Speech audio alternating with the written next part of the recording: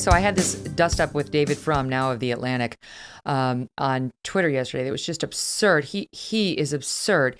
As soon as that news broke about Pfizer and the 5 to 11-year-olds, this is what he tweeted.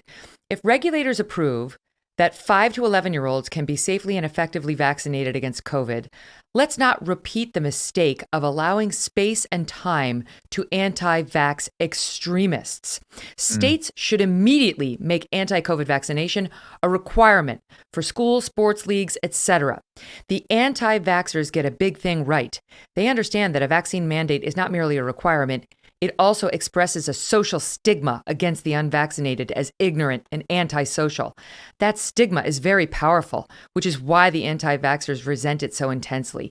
So that's what he wants to foist on parents who have some doubts about this experimental vaccine that's not even yet approved and may get emergency use authorization, And I wrote back to him, you don't have to be an anti-vax extremist to have concerns about vaccinating a little one who has very little risk from COVID.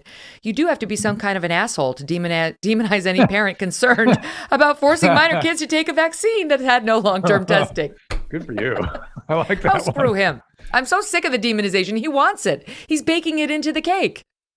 Yeah. And I don't understand why that's not at least somewhat perceived as racist, because here in New York City, I'm in New York right now, only 35% of the African-American community has been vaccinated. And that community has been ill-served throughout medical history, and their resistance is a function of that history, not some personal choice.